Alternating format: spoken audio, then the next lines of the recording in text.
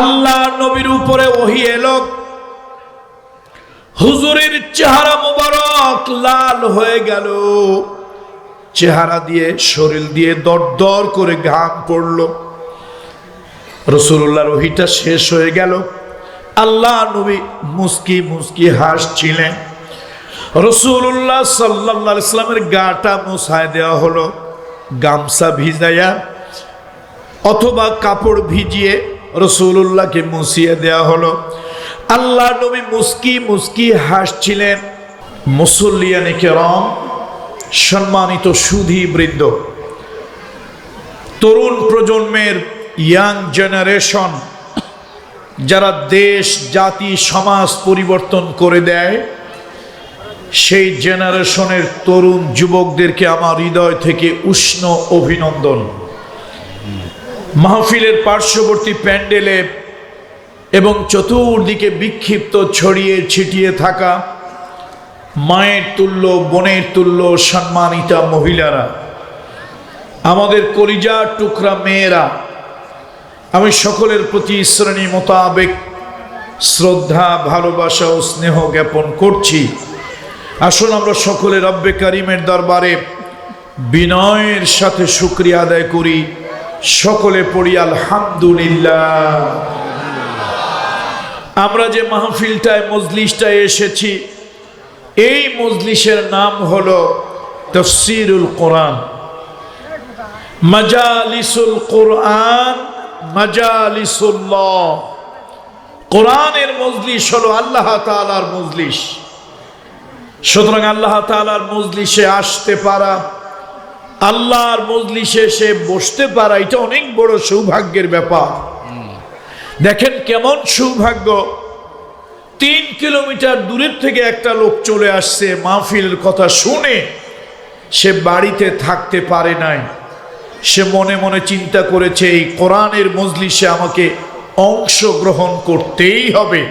অনেক মহিলা, অনেক পুরুষ 2 কিলোমিটার 3 কিলোমিটার দূরের থেকে চলে এসেছেন, কিন্তু বদকিসমত, কপাল পোড়া, হতভাগা, দুর্ভাগা, মাত্র 50 মিটারের ভিতরে একজন লোক গলায় রশি লাগাইয়াও মাহফিলে আনা সম্ভব হয় না।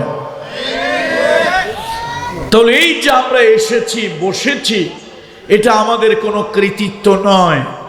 আল্লাহ সুবহানাহু ওয়া তাআলা আজকের এই মাহফিলে আমাদেরকে এনেছেন, এই জন্য রব্বে কারিমের দরবারে আরো বিনয়ের সাথে শুকরিয়া আদায় করছি, পড়ছি আলহামদুলিল্লাহ।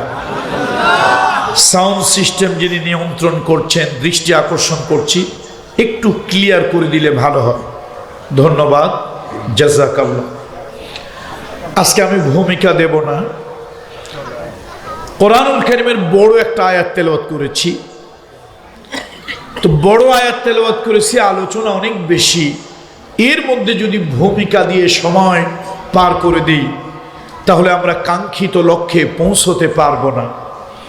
মায়েরা যারা আছেন তাদের জন্য আলাদা করে কথা বলা, পুরুষদের জন্য আলাদা করে কথা বলা, এটা আলাদা আলাদা করে বলা সম্ভব নয়। আম্মা জান উম্মে সালামা রাদিয়াল্লাহু তাআলা আনহা রাসূলুল্লাহর কাছে গিয়ে একটা অভিযোগ করলেন, শিকায়েত, একটা কমপ্লেইন করলেন, ইয়া রাসূলুল্লাহ, পুরুষরা আপনার সামনে থাকে। নবীজির যুগে তো আর মাইক ছিল না, সাউন্ড সিস্টেম ছিল না। তো রাসূলুল্লাহ যখন খুতবা দিতেন, বয়ান করতেন, পুরুষ সাহাবীরা তার সামনে এসে ভিড় জমাতো। সঙ্গত কারণে মহিলারা পিছনে থাকতো, অথবা পর্দার আড়ালে থাকতো, বাহিরে থাকতো, দূরে থাকতো, তারা অত ভালো করে কথা শুনতে পারত না। তারা অভিযোগ করলো, ইয়া রাসূলুল্লাহ, এই কোরআনুল কারীমের ভিতরে আল্লাহ তাআলা যা কিছু অবতীর্ণ করেন সব তো পুরুষের ব্যাপারে। তো আমরা যে নারী, পৃথিবীতে যা কিছু কল্যাণকর অর্ধেক তার করিয়াছে নারী, অর্ধেক তার নর।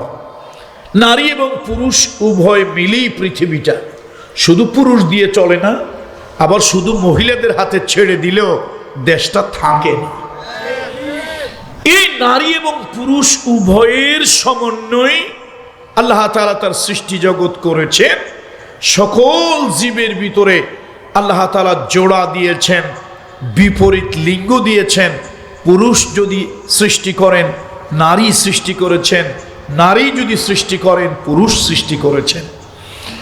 উম্মে সালামা রাদিয়াল্লাহু তাআলা আনহা রাসূলুল্লাহর কাছে অভিযোগ করলো, ইয়া রাসূলুল্লাহ, আমরা তো দূরে থাকি, আপনার কথাবার্তা ওইরকম শুনি না, তো আল্লাহ তাআলা কি আমাদের ব্যাপারে আলাদা করে কিছু বলবেন না? সুবহানাল্লাহ। এই কথাটা তিনি নবীকে বলে একটু দূরে গিয়েছেন। রাসূলুল্লাহ আম্মাজান আয়েশা সিদ্দিকা রাদিয়াল্লাহু তাআলা আনহার হুজরা, তার রুমের মধ্যে এমন সময় রাসূলুল্লাহর চেহারা লাল হয়ে গেল, চেহারা দিয়ে দরদর করে ঘাম পড়তে লাগলো। আম্মাজান বুঝতে পারলেন রাসূলুল্লাহর উপরে এখন কোনো ওহী নাজিল হবে। আল্লাহর হাবিবের উপরে যখন ওহী নাজিল হতো, রাসূলুল্লাহ কোনো উটের পিঠে, ঘোড়ার পিঠে থাকলে ওই বাহনটা সহ্য করতে পারতো না, সে শুয়ে পড়তো, নুয়ে যেত। আর রাসূলুল্লাহর উপরে যখন ওহী আসতো, আল্লাহ রাসূল ওহীর ওজনে এত ওয়েটফুল, রাসূলুল্লাহর সারা গাও দিয়ে ঘাম বের হতো এবং আল্লাহ নবী সাল্লাল্লাহু আলাইহি ওয়াসাল্লাম, রাসূলুল্লাহ সাল্লাল্লাহু আলাইহি ওয়াসাল্লাম অন্যরকম হয়ে যেতেন, তার স্বাভাবিক সেন্স বা স্বাভাবিক অবস্থা থাকতো না। আল্লাহ নবীর উপরে ওহী এলো, হুজুরের চেহারা মোবারক লাল হয়ে গেল, চেহারা দিয়ে, শরীর দিয়ে দরদর করে ঘাম পড়লো। রাসূলুল্লাহর ওহীটা শেষ হয়ে গেল, আল্লাহ নবী মুস্কি মুস্কি হাসছিলেন। রাসূলুল্লাহ সাল্লাল্লাহু আলাইহি ওয়াসাল্লামের গাটা মুছায় দেওয়া হলো, গামছা ভিজাইয়া অথবা কাপড় ভিজিয়ে রাসূলুল্লাহকে মুছিয়ে দেওয়া হলো। আল্লাহ নবী মুস্কি মুস্কি হাসছিলেন। রাসূলুল্লাহকে জিজ্ঞেস করা হলো, ইয়া রাসূলুল্লাহ, আপনি কেন মুস্কি মুস্কি হাসতেছেন? রাসূলুল্লাহ বললেন, শোনো, একটু আগে তোমরা আমার কাছে অভিযোগ করেছো, শুধু কি আল্লাহ তাআলা পুরুষদের ব্যাপারে কথা বলবেন কিনা? একটু আগে আমার উপরে একটা আয়াত অবতীর্ণ হয়েছে, এই আয়াতের ভিতরে আল্লাহ তাআলা পুরুষের কথা যতবার আল্লাহ তাআলা বলেছেন, পুরুষকে আল্লাহ তাআলা যতবার সম্বোধন করেছেন, অতবার আল্লাহ তাআলা নারীর কথা বলেছেন। আল্লাহু আকবার। যতবার পুরুষের কথা আল্লাহ বললেন, অতবার আল্লাহ তাআলা নারীর কথা বলেছেন। সুতরাং মাহফিলটা আসলে আমার জন্য কষ্টকর। আমি খুব একটা এলাকার মধ্যে একটু পরিশ্রমের কাজ করছি। প্রফেসর জাহাঙ্গীর আলম সাহেব, আমি ওনাকে অত্যন্ত রেসপেক্ট করি, আপনাদের এই যশোরের কৃতি সন্তান, গৌরবান্বিত সন্তান। উনি আমাকে ফি সাবিলিল্লাহ, দুনিয়ার কোনো টাকা পয়সা অথবা কমিশন, কোনো বাণিজ্য, কোনো ব্যবসা, এরকম কোনো কারণে নয়, লিওয়াজহিল্লাহ, উনি আমাকে শুধু আল্লাহর জন্য ভালোবাসেন। আমি স্যারকে 3 তারিখে প্রফেসর স্যারকে 3 তারিখে একটা দাওয়াত দিয়েছিলাম, কিন্তু আমি দুঃখিত, আমি সেই দাওয়াতটা রক্ষা করতে পারছিলাম না। আজকেও পারা কঠিন, তো আমি আবার এখান থেকে প্রোগ্রাম করেই ঢাকা চলে যাব। চিন্তা করলাম মহিলাদের জন্য আলাদা কিছু কথা তো বলতেই হয়। আমরা অনেক পুরুষেরা অনেক সময় দেখা যায় শুধু পুরুষদের উদ্দেশ্যেই কথা বলি, বক্তারা তার নিজেদের পুরুষ জাতির উপরে কথা বলি। মায়েরা, বোনেরা অনেক কষ্ট করে আসেন। ম্যাক্সিমাম মাহফিলগুলোতে পুরুষ শ্রোতার তুলনায় মহিলা শ্রোতা বেশি হয়, কম হয় না। কিন্তু দুর্ভাগ্য, তারা অবহেলিত, তাদের জন্য আলাদা করে কিছু বলা হয় না। তো আমি চিন্তা করলাম, আমার প্রফেসর স্যার এই মাদ্রাসা, এই মসজিদের জন্য আমাকে দাওয়াত দিয়েছেন, আমি আজকে মা বোন এবং পুরুষ উভয়ের জন্য 2 kill 2 birds 1 stone, এক ঢিলে 2 পাখি মারব, এমন এক জায়গা থেকে আলোচনা করব যাতে করে নারী এবং পুরুষ উভয়ের জন্য সমানভাবে হয়ে যায়। সুবহানাল্লাহ। এই জন্য কোরআনুল কারীমের 33 নম্বর সূরা, কত নম্বর সূরা? 33 নম্বর সূরার 35 নম্বর আয়াতে কারিমা। একটু সহজভাবে আপনারা ধরে নেন, কঠিন আলোচনা, কঠিন ভাষা এটা আমি ব্যবহার করব না। তার কারণ হলো আপনাদেরকে নিয়েই তো মাহফিল। শ্রোতারা যদি ভালো করে বোঝে তাহলেই তো বোঝানোর সার্থকতা। সুতরাং সহজভাবেই আমি উপস্থাপন করব ইনশাআল্লাহ। বলুন ইনশাআল্লাহ। কোরআন শরীফের যতগুলি আয়াত বড়, তার মধ্যে আজকের আয়াত একটা, যেমন আয়াতুল কুরসি অনেক বড়। এই বড় বড় আয়াতগুলোর মধ্যে একটি আয়াত 33 নম্বর সূরা আহজাব এর 35 নম্বর আয়াতে কারিমা। আসুন আমরা প্রথমে একটু অনুবাদ করি শব্দার্থ। তবে ভাববেন না স্কুল কলেজে পড়ুয়া বন্ধুরা যারা আছেন, বিভিন্ন রাজনৈতিক দলের নেতৃবৃন্দ যারা আছেন, আপনাদের জ্ঞাতার্থে বলি, আপনাদের অভিজ্ঞতার জন্য বলি, কোরআনুল কারীমের ভাষা সম্পর্কে আপনাদের জানা নাই। আমি কোনো এক সময় কিছুদিনের জন্য ফিলোলজি, বাংলায় বলে ভাষাতত্ত্ব, এই ভাষাতত্ত্বের পড়াশোনা করেছি সামান্য কিছু। এই ভাষাতত্ত্ব, ভাষার উপরে পড়াশোনা করতে গিয়ে আমি এটা বুঝেছি, পৃথিবীতে বৈচিত্র্য মানুষের ভিতরে যেরকম আছে, ভাষার মধ্যেও বৈচিত্র্য আছে। আল্লামা জালালউদ্দিন সুয়ুতি রহমতুল্লাহ আলাইহি উনি একটা জগৎ বিখ্যাত কিতাব লিখেছেন ফিকহুল লুগা। এই কিতাবের ভিতরে উনি লিখেছেন প্রতি 12 মাইল অন্তর, কত মাইল? 12 মাইল অন্তর ভাষার মধ্যে বৈচিত্র্যতা আসে, ভিন্নতা আসে। তাহলে সারা পৃথিবীতে চিন্তা করেন কত ধরনের ভাষা আছে, কত প্রকারের ভাষা আছে। এক বাংলা ভাষা কত প্রকার, 1000 প্রকারের কাছাকাছি হবে। এরপর তো আরো আছে। তো কোরআন কারীমের যে ভাষাটা ফিলোলজিতে আমি পেয়েছি, যতগুলো ভাষা পৃথিবীতে আছে, আদম আলাইহিস সালামের ভাষা, পয়গম্বরদের ভাষা, জান্নাতের ভাষা, কবরের ভাষা, কোরআনের ভাষা, হাদিসের ভাষা, গবেষণার ভাষা, আরবি ভাষা, এটা অত্যন্ত সমৃদ্ধ, রিচ ল্যাঙ্গুয়েজ, ধনী ভাষা। এই জন্য এই ভাষার একটি শব্দের ব্যাখ্যা রাত পার হয়ে গেল শেষ হবে না। আর সেই ভাষাতেই আল্লাহ তাআলা নাজিল করেছেন কোরআন। একটু সকলে আওয়াজ দিয়ে বলুন তো, কোরআনটা কোন ভাষায় নাজিল হয়েছে? আরবি ভাষায়।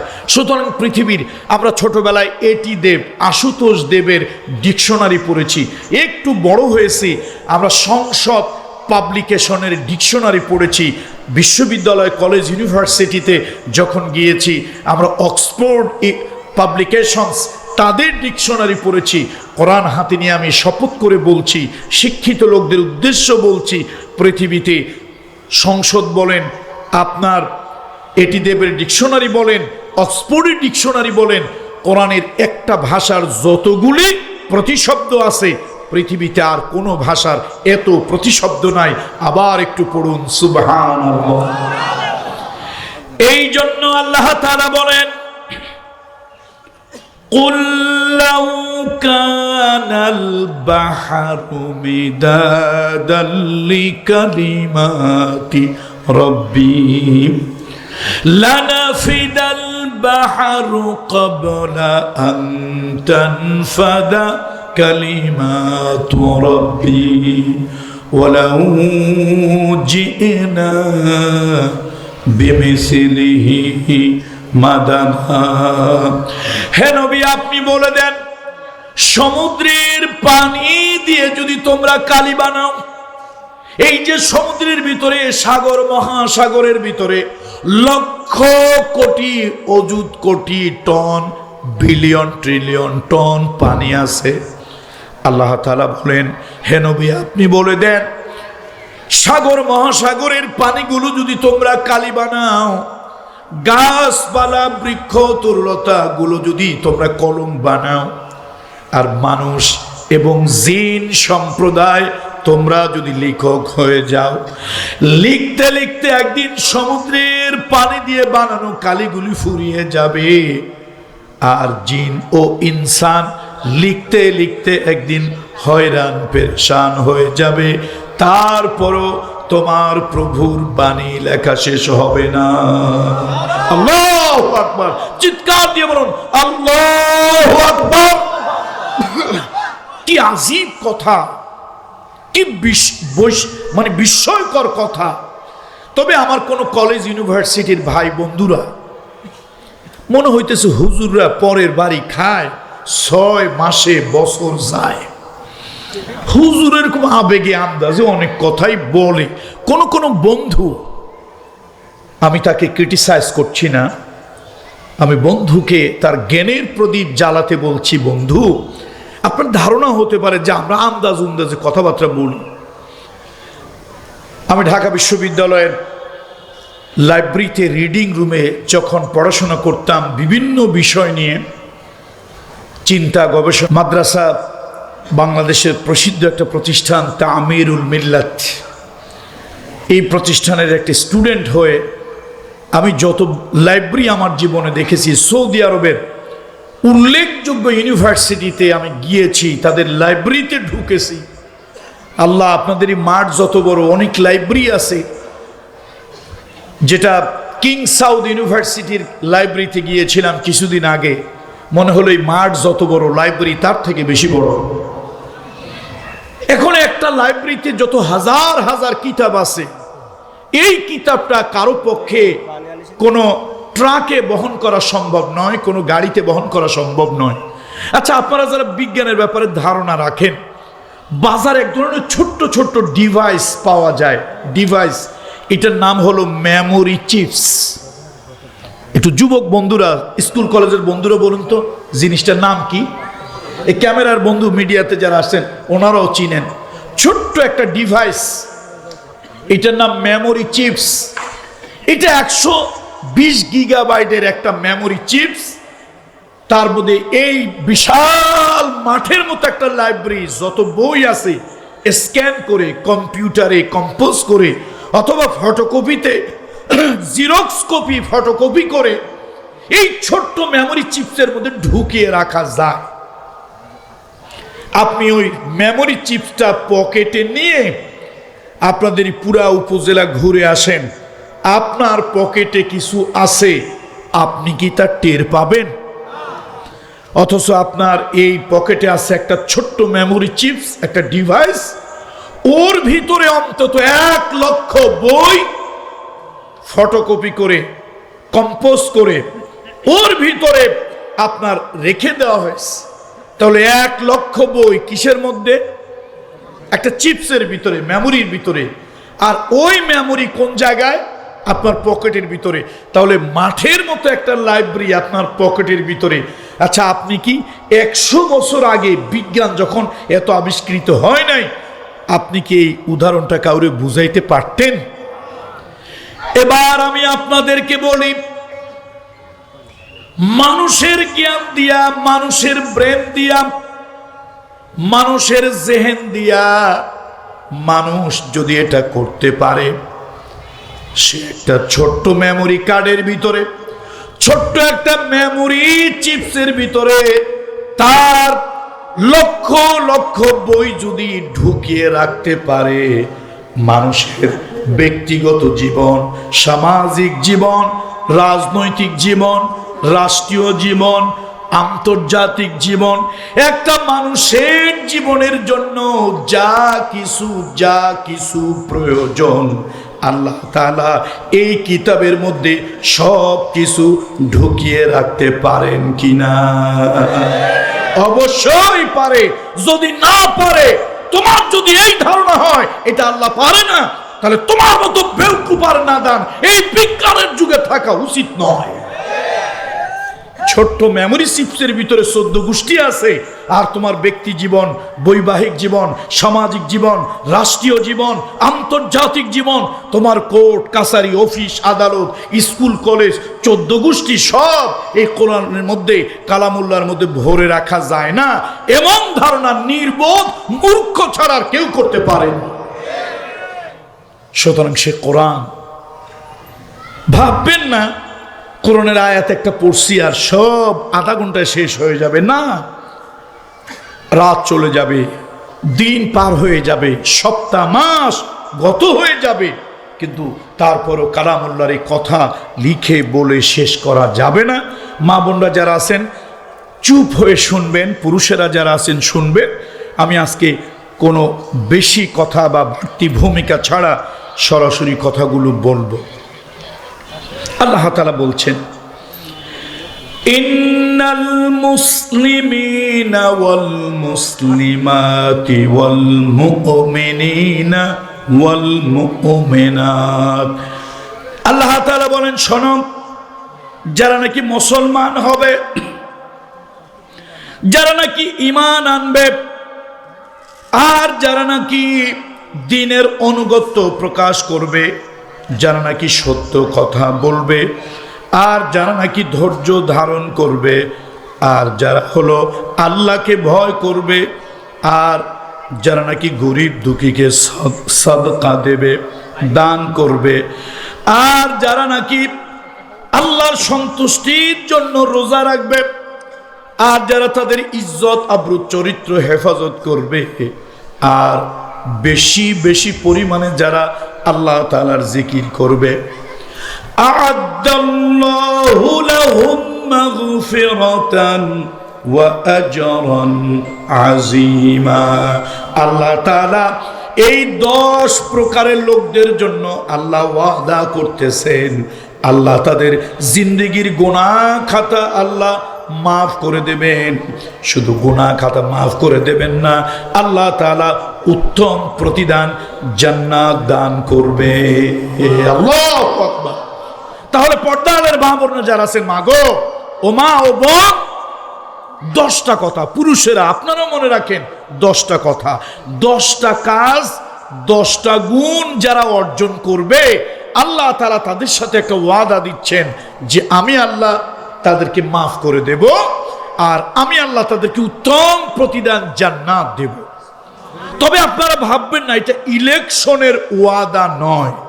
কিসের ওয়াদা নয়? শহীদ আল্লামা দেলওয়ার হোসেন সাইদি নব্বরাল্লাহু মারকাদাহু ওয়া জাআলাল জান্নাতা মাসওয়াহু, কি মায়ার মানুষ, ভালোবাসার মানুষ ছিলেন। উনি ওনার একটা বয়ানে বলেছিলেন, এক লোক নির্বাচন আসছে তো ওয়াদা করছে, চিন্তা করলো এলাকার লোকজন কোনোভাবেই তাদেরকে বশ করা যায় না, তো ভোট যাতে পাওয়া যায়, নিশ্চিত হওয়া যায়, লোকটা এসে একটা ঘোষণা দিল, ভাইরা আপনারা যদি আমারে ভোট দিয়া বিজয় করেন তাহলে আমি গরুর গাড়ির চাকার মতো একটা জিলাপি বানিয়ে দেব, আর ওই যে আপনাদের ঘরে থাকে যে চাউল টাউল রাখেন মটকি, এই বড় বড় মটকির মতো এক একটা রসগোল্লা বানায় দেব। এলাকার লোকজন চিন্তা করলো, জিন্দিগিতে রসগোল্লা খাইছি, জিলাপি খাইছি, এত বড় জিলাপি কোনোদিন খাইও নাই, চোখেও দেখি নাই। তো সবাই মিলে তারে ভোট দিছে। বলেন সবাই মিলে তারে, বলেন সবাই মিলে তারে ভোট দিছে, সে বিজয়ী হয়েছে। এই লোকটারে আর কোনোদিন দেখা যায় না, আসে নাই। আবার নির্বাচন এলো, সিজনাল বার্ড, সময়ের কুকিল, বসন্তের কুকিল আবার চলে আসছে। এখন লোকেরা কয় আপনার কথা পরে শুনবো। এই যে গত বছর যে একটা ওয়াদা করছিলেন গত নির্বাচনে, যে আমাদেরকে কিসের মতো জিলাপি বানায় দেবেন, গরুর গাড়ির চাকার মতো একটা বড় জিলাপি বানায় দেবেন, আর ঘরের মধ্যে যে মটকা আছে, তাগারি, তাই কি বলেন যশোরের ভাষায় আমি জানি না, ওটার মধ্যে একটা রসগোল্লা বানায় দেবেন। তো এখন আমরা তো সেইটা কৌতূহলী হয়ে আপনার নির্বাচনে বিজয়ী করলাম, এরপরে তো আর আপনার দেখা পেলাম না, ওইটা খাইলামও না। লোকটা বলছে ভাই শোনো শোনো, আরে এই জিনিস খাইতে তোমাদের কষ্ট হবে, জনগণের কষ্ট হোক, এই জন্য আমি ওয়াদা করেও সে ওয়াদা খেলাপ করেছি। আচ্ছা আপনারা বলুন তো, আল্লাহ তাআলার ওয়াদা, আল্লাহ জাল্লা শানুহু, আপনারা বলুন আল্লাহর ওয়াদা কি এরকম? আল্লাহ তাআলা ওয়াদা করছেন, আ'আদ্দাল্লাহ, আল্লাহ তাআলা ওয়াদা করছেন এই 10টা কাজ যারা করবে আল্লাহ তাআলা তাদেরকে ক্ষমা করে দেবেন। তাদের জীবন চলার পথে যে ভুল ত্রুটি গুনাহ খাতাগুলো হয়েছে এগুলি আল্লাহ তাআলা মাফ করে দেবেন। শুধু ভুল ত্রুটি গুনাহ খাতা আল্লাহ তাআলা মাফ করে দেবেন তা নয়, উত্তম প্রতিদান আল্লাহ তাআলা বেহেশত দেবেন। তাহলে দুইটা শুভ সংবাদ পেলাম। একটা হলো আমরা মানুষ, জীবন চলার পথে কিছু গুনাহ খাতা হইছে, নাকি হয় নাই? একটু সবাই আওয়াজ দিয়ে বলেন তো, মানুষ হিসেবে বিবেকের আদালতে জিজ্ঞেস করেন, কিছু গুনাহ খাতা হয়েছে না হয় নাই? বিবেকের আদালত, বিবেকের আদালত এটা বড় মারাত্মক জিনিস। ফেরাউন তার জাতিকে বলল, শোনো, আমি আনা রব্বুকুমুল আলা, আনা রব্বুকুমুল আলা, আমি হইলাম তোমাদের বড় খোদা। লোকেরা তো ভয়তে মেনে নিল ফেরাউন আমাদের বড় খোদা। কিন্তু ফেরাউন তার বিবেকের কাছে যখন প্রশ্ন করলো, বিবেক বলল, ফেরাউন তুমি খোদা নাও, খোদার গোলাম, তুমি খোদার সৃষ্টি, খোদার গোলাম। ও ফেরাউন, তুমি নিজের যত বলো খোদা বলো দাবি করো, আসলে তুমি খোদা নাও, তুমি হইলা হুদা, তুমি হইলা খালি। আল্লাহ! তাহলে ফেরাউনের বিবেকও কিন্তু তাকে ধোঁকা দেয় নাই, বিবেক তাকে সঠিক কথা বলেছি। আমরা যদি বিবেকের আদালতে বিবেকের কাছে নিজেকে প্রশ্ন করি, বিবেক আমাদেরকে বলে দেবে, কম হোক বেশি হোক, আল্লাহ মাফ করুন, আমরা গুনাহগার। কি বলেন আমার সাথে আপনারা বলেন? আমাদের কম বেশি গুনাহ আছে। তাহলে 10টা কাজ যদি আমরা করি, ও মা ও বোন, 10টা কাজ যদি আমরা করি, আল্লাহ ওয়াদা করেছেন নারীদেরকে মাফ করে দেবেন, আল্লাহ ওয়াদা করেছেন পুরুষদেরকে মাফ করে দেবেন। আল্লাহ তাআলা আরো একটা ওয়াদা করেছেন, এই নারী এবং পুরুষকে আল্লাহ তাআলা জান্নাত দান করবেন। তাহলে আল্লাহর ওয়াদা সত্য না মিথ্যা? আমার সাথে সকলে পড়ুন, সকলে বলবেন, ওয়াদাল্লাহি হক। বলুন, ওয়াদাল্লাহি হক। আমার আল্লাহর ওয়াদা সত্য। আল্লাহর ওয়াদা নির্বাচনে বিজয়ী হওয়ার ওয়াদা নয়। আল্লাহ তাআলা 10টা গুণের কথা বললেন। প্রথম গুণ হলো, ইন্নাল মুসলিমিনা ওয়াল মুসলিমাত, যদি কোনো পুরুষ মুসলমান হয় আর যদি কোনো নারী মুসলমান হয়, ওয়াল মুমিনিনা ওয়াল মুমিনাত, যদি কোনো পুরুষ মুমিন হয়, যদি কোনো নারী মুমিনা হয়। প্রথম হলো মুসলমান। এখন আপনাদের মনের মধ্যে একটা খটকা লাগছে, আমাদের মাদ্রাসা কমিটি প্রফেসর সাহেব দাওয়াত করে আনলো, মাদারীপুরের এক পীরজাদা পীর সাহেব। আমরা তো বাপদাদা 14 পুরুষ ধরে মুসলমান, উনি আমাদেরকে নতুন করে মুসলমান হওয়ার কথা বলল। আমি বলি, ও বাবাজি, ও আম্মাজান, ও ভাই, ও বোন, আসলে আমরা প্রকৃত মুসলমান এখনো হতে পারি নাই। কথা ঠিক কিনা বলুন? আমি আপনাদের কাছে একটা প্রশ্ন করি, যারা নাকি কোর্ট কাছারিতে আইনের পেশায় নিয়োজিত, ওই মানুষগুলোকে আমরা উকিল সাহেব, অ্যাডভোকেট সাহেব বলি, আর একটু বেশি পড়াশোনা হলে ব্যারিস্টার সাহেব বলি। আমি আপনাদের কাছে একটা প্রশ্ন রাখতে চাই, এই এলাকায় যে সকল সম্মানিত উকিল আছেন তাদের জন্য আমি দোয়া করি, তারা ভালো নেক পেশায় যেন থাকতে পারেন, আল্লাহ তাদের প্রতি রহম করুন। একজন উকিল, সে আইন পেশায় কাজ করে, আপনারা বলেন ওই উকিলের ছেলে যদি 10টাও হয়, তারে কি আপনারা উকিল বলেন কিনা? জোরে বলেন, উকিল বলেন? উকিলের ছেলে কোনোদিন উকিল হয় না। এই স্কুলের মাস্টার তার সন্তানকে কোনোদিন মাস্টার বলেন না, মাস্টার হয় না। যিনি এমবিবিএস, এফসিপিএস, এফআরসিএস ডাক্তার, তার সন্তানকে কোনোদিন ডাক্তার বলা হয় না, সন্তান ডাক্তার হয় না। মাস্টার সাহেবের ছেলে, সে যদি ভালো পড়াশোনা করে স্কুলে মাদ্রাসায় চাকরি নেয়, পাঠদান করে, আমরা সবাই তাকে মাস্টার বলবো। উকিল সাহেব, অ্যাডভোকেট সাহেব, তার সন্তান যদি আইন পেশায় লেখাপড়া করে, সে যদি আইনের উপরে প্র্যাকটিস করে, আমরা তাকে এমনি এমনি বলবো উকিলের ছেলে উকিল। কথা ঠিক কিনা বলেন? উকিলের ছেলে উকিল বলবো। বাপে উকিল ছিল, ছেলেও লেখাপড়া করে আইনের উপরে পড়াশোনা করে মানুষের সেবা করে, আইনের সেবা দেয়, আইনের সাহায্য দেয়, এই জন্য আমরা ছেলেকেও উকিল সাহেব বলি। আবার অনুরূপভাবে কোনো ডাক্তার, ওই ডাক্তার এমবিবিএস, এফসিপিএস, এফআরসিএস, তার সন্তান, তার ছেলে অথবা মেয়ে চিকিৎসা বিজ্ঞানের উপরে লেখাপড়া করলো, চিকিৎসা বিজ্ঞানে পড়াশোনা করে ডাক্তার হলো, এবার প্র্যাকটিস করলো চেম্বারে। আমরা ডাক্তারের ছেলেকে ডাক্তার বলবো, ডাক্তারের ছেলেকে কি বলবো? ডাক্তার বলবো। আমি এবার আপনাদের বিবেকের কাছে প্রশ্ন করি, যদি উকিলের ছেলে উকিল না হয়, মাস্টারের ছেলে মাস্টার না হয়, ডাক্তারের সন্তান যদি ডাক্তার না হয়, আর্মির কর্নেল ব্রিগেডিয়ারের ছেলে যদি কর্নেল ব্রিগেডিয়ার না হয়, ও মুসলমানের বাচ্চা, ও মুসলমানের বাচ্চা, মুসলমানের ছেলেকে মুসলমান বলা হয়, এইটা তুমি কোন কিতাবে পাইলা? এটা কোন জায়গায় পাইলা তুমি? আর মুসলমানের বাচ্চা যদি মুসলমান হয়, তাহলে আল্লাহ পয়গম্বর নূহ আলাইহিস সালামের সন্তান কেনান কাফের বাচ্চা কাফের হতো না? কথা ঠিক কিনা বল?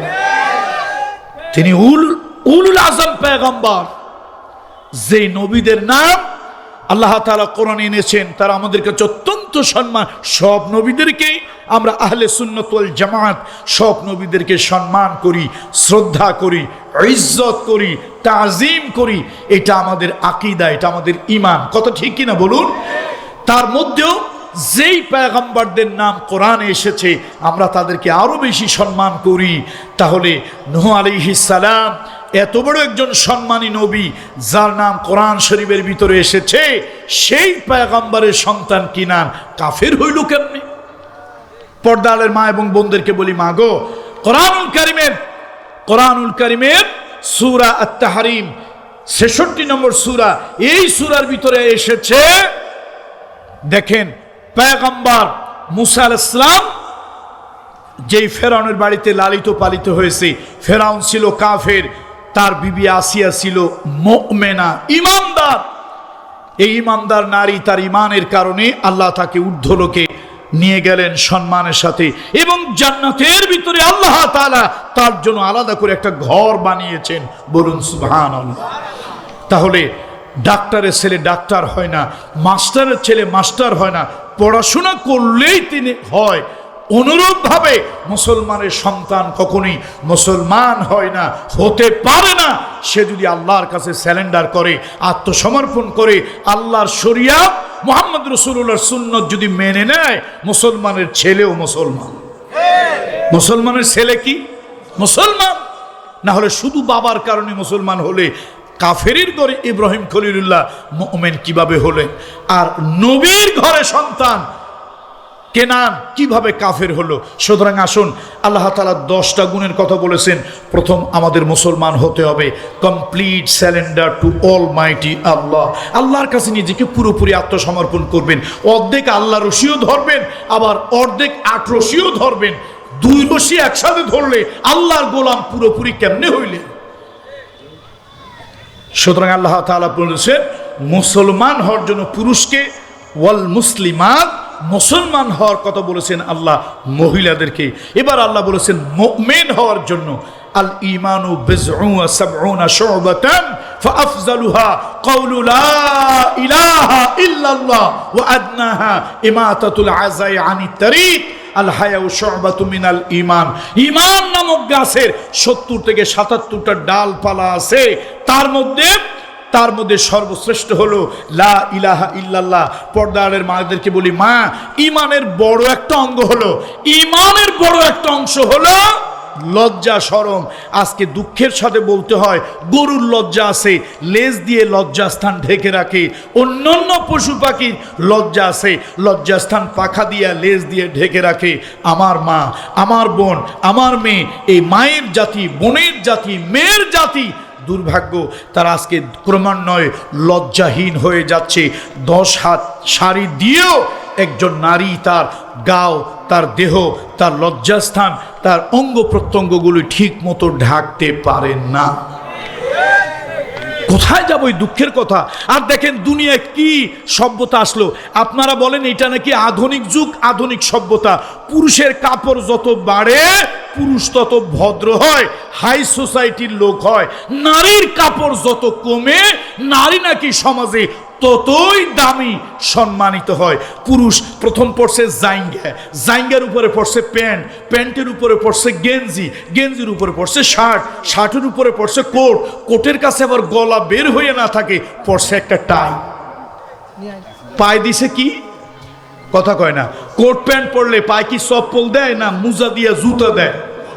তাহলে কোট প্যান্ট টাই পরেছে, পায়ে মুজা দিছে, মুজার উপর আবার একটা জুতা লাগাইছে, মুজার উপর তো স্যান্ডেল মানাবে না। তাহলে পুরুষের কাপড় যত বাড়ছে, পুরুষের ভদ্রতা, তার সভ্যতা, তার শালীনতা তত বেড়েছে, হাই সোসাইটিতে উঠেছে। আর বেহায়ার যুগ, অসভ্যের যুগ, নারীর পোশাক যত কমেছে, নারী নাকি তত আধুনিক হয়েছে। জোরে কান নাউজুবিল্লাহ। আসলে শিয়ালগুলি নারীরে উলঙ্গ উদাম করে দেখতে চায়। এ নারী বড় মর্যাদা, এ নারী বড় সম্মানের, এ নারী মায়ের জাতি, এ নারী বোনের জাতি, এ নারী কন্যার জাতি। সেই কন্যাকে, সে মাকে অসম্মান অপমান করার জন্য তোমার সমাজ আজকে ব্যবস্থা করেছে। সুতরাং আসুন, 10টা গুণের প্রথম গুণ মুসলমান হতে হবে, মুমিন হতে হবে, ইমানদার হতে হবে।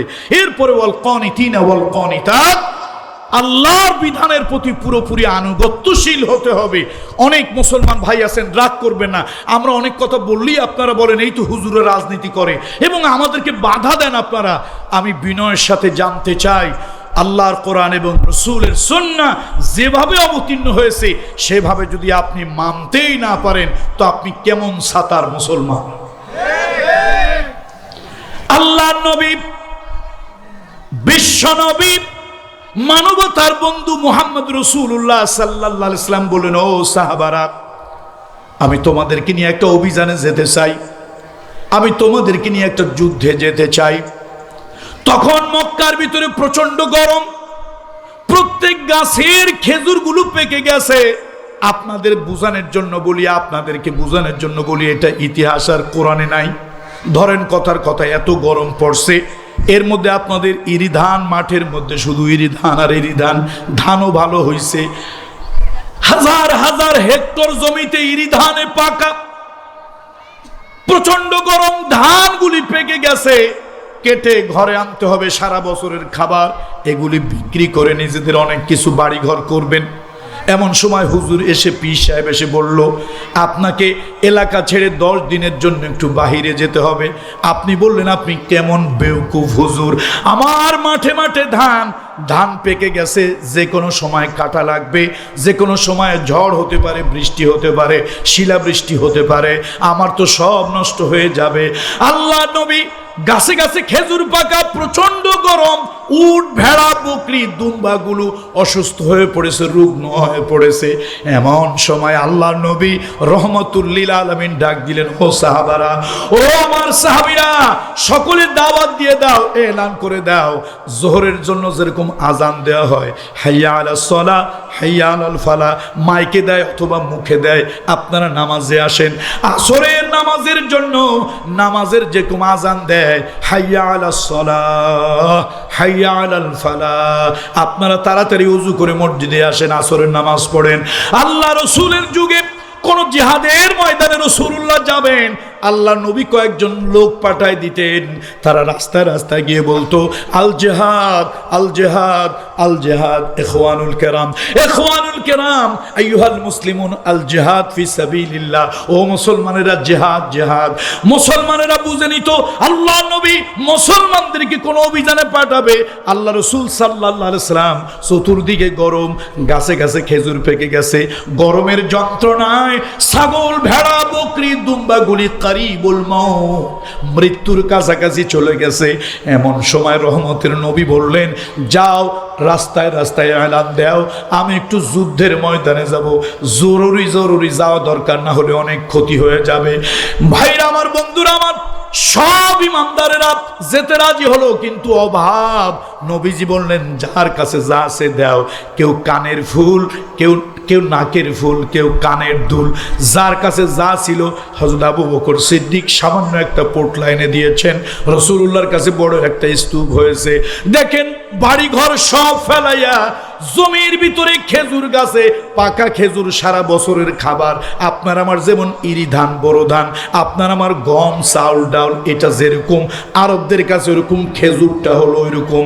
গাছে গাছে খেজুর ঝুলতেছে, নষ্ট হয়ে যাবে, সারা বছরের খাবারটা নষ্ট হয়ে যাবে, ভেড়া দুম্বা বকরিগুলো মরে যাবে। এত কিছুর ভিতরে রাসূলুল্লাহ বলেন যুদ্ধে যাব, জিহাদে যাব, অভিযানে যাব। ওই অভিযানটার নাম হলো তবুক। ইসলামে যতগুলি যুদ্ধ ইসলামে হয়েছে, ওই তবুক যুদ্ধের মতো কঠিন যুদ্ধ আর হয় নাই। সব মুসলমানেরা গিয়েছে, কিন্তু 80 জন মুনাফিক ওই যুদ্ধে যায় নাই। 83 জন লোক যায় নাই। সবাই একটু আওয়াজ দিয়ে বলুন তো কয়জন লোক যায় নাই? এর মধ্যে 80টা হলো কাট্টা মুনাফিক। মুনাফিকরা যায় নাই কেন? কয়জন লোক যায় নাই? কথা কোন, কয়জন? 83 জন। তার মধ্যে মুনাফিক কয়জন? 80 জন। যায় নাই কেন? আচ্ছা বলেন তো, মানুষের হাত কয়টা? কয়টা? দুইটা, 3 হাত। একটার নাম ডান হাত, আর একটার নাম বাম হাত। মাঝখানে আছে কি? অজুহাত।